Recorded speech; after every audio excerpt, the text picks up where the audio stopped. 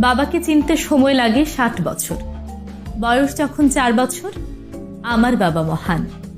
বয়স যখন ৬ বছর, আমার বাবা সব জানে, সব থেকে সাহসী। বয়স যখন ১০ বছর, আমার বাবা ভালো কিন্তু একটু রাগী। বয়স যখন ১২ বছর, আমি যখন ছোট ছিলাম, আমার বাবা তখন আমায় ভালোবাসতেন।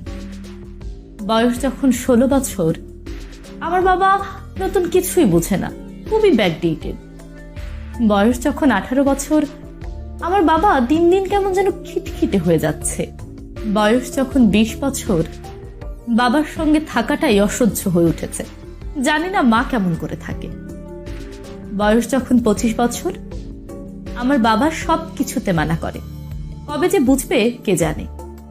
বয়স যখন ৩০ বছর, আমার ছোট ছেলেটাকে সামলানো মুশকিল হয়ে পড়েছে, অথচ এই বয়সে আমরা নিজেদের বাবাদের কতটা ভয় পেতাম। বয়স যখন ৪০ বছর, আমাদের বাবারা আমাদের কত শাসনে মানুষ করেছে, আর আজকালকার ছেলেমেয়েরা কোনো কথাই শোনে না।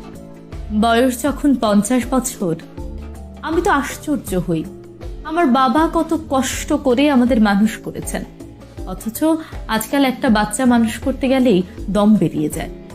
বয়স যখন ৬০ বছর, আমার বাবা মহান, বেঁচে থাকা পর্যন্ত আমাদের খেয়াল রেখেছেন।